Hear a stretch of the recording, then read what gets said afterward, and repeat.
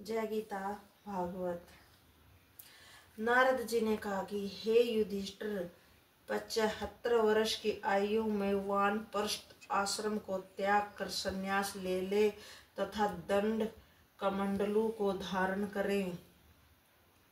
सन्यासी का धर्म यह है कि पहले जिस प्रकार ब्राह्मणों ने वेद मंत्र द्वारा उसके गले में यज्ञोपवीत पहनाया था, उसी प्रकार वेद मंत्र पढ़कर उसे उतार डाले तथा पहले आश्रम के धर्म को त्याग दे। सन्यासी को चाहिए कि वह किसी भी नगर अथवा गांव में एक रात्रि से अधिक निवास न करे, परंतु भिक्षा मांगने के लिए बस्ती में अवश्य जाए। भिक्षा में उसे जो कुछ प्राप्त हो उसी पर निर्भर रहे। अपने आप पास किसी वस्तु का संग्रह न करे, सदा अकेला रहे, परंतु दंड कमंडलू को एक क्षण के लिए भी नहीं त्यागे। सब जीवों पर दया का भाव रखे। श्री नारायण जी के चरणों का सदैव ध्यान करता रहे। जड़ चैतन्य सभी जीवों में श्री नारायण का एक सा विद्यमान समझे। बस्ती के बाहर रहे तथा भोजन वस्त्र आदि के लिए चिंतित न हो। वेद शास्त्रों को पढ़ने का विशेष अभ्यास करे। इस संसार को सपन समझकर किसी को मृत्यु की चिंता अथवा जन्म का हर्ष न मनाए। इतनी कथा सुनाकर नारद जी ने कहा कि हे राजन, हमने तुमसे ब्रह्मचर्य, वानप्रस्थ तथा संन्यास आश्रम के धर्मों को कहा। अब हम तुम्हें एक सन्यासी का इतिहास सुनाते हैं, सुनो। राजगद्दी पर बैठने के पश्चात एक बार प्रहलाद अपने राज्य का भ्रमण करने के लिए निकले। उन्हें जहाँ भी किसी ज्ञानी महात्मा का पता मिलता था वहीं उसके पास जाकर हरि चर्चा किया करते थे। एक दिन उन्होंने रेवा नदी के तट पर पहुंचकर यह देखा कि दत्तात्रेय नामक एक आयतन बलिष्ठ एवं तेजस्वी अवधूत नंगे शरीर नदी के तट पर पड़ा हुआ श्री नारायण के ध्यान में निमग्न है।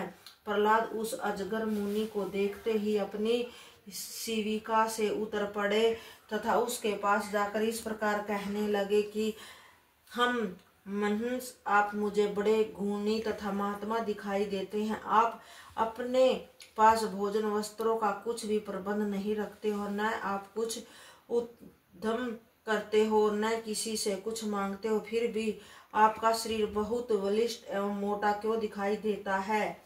मैंने संसार में यह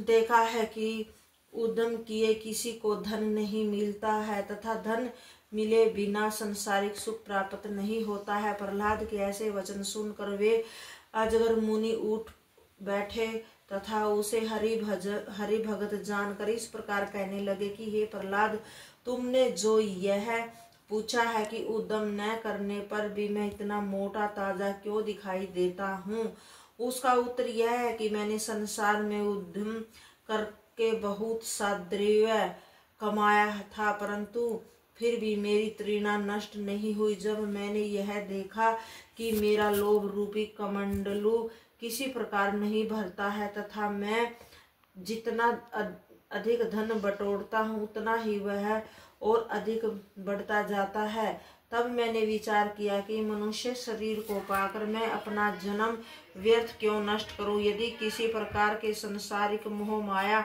में फंसा रहा तो एक न एक दिन मरने के बाद नरक के अपार कष्ट भोगने पड़ेंगे। यह विचार करके मैंने उद्यम करना छोड़ दिया है और तभी से सब तृष्णाओं को त्याग कर यहाँ आठों पैर श्री नारायण के ध्यान में निमग्न रहता हूँ।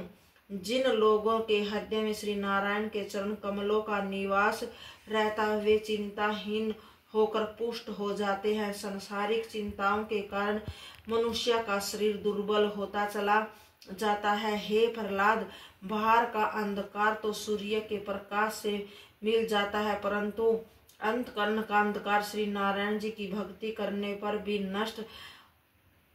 नष्ट होता है। अस्तु, तुमने जो यह कहा कि मैं किसी वस्तु को अपने पास क्यों नहीं रखता हूँ और किसी से कुछ मांगता क्यों नहीं हूँ, तो सो इस संबंध में मेरा उत्तर यह है कि मैंने बहुत से ऐसे धनाढ्यों को देखा है जो सदैव धन का संग्रह करने की चिंता में लगे रहते हैं। जय गीता भागवत।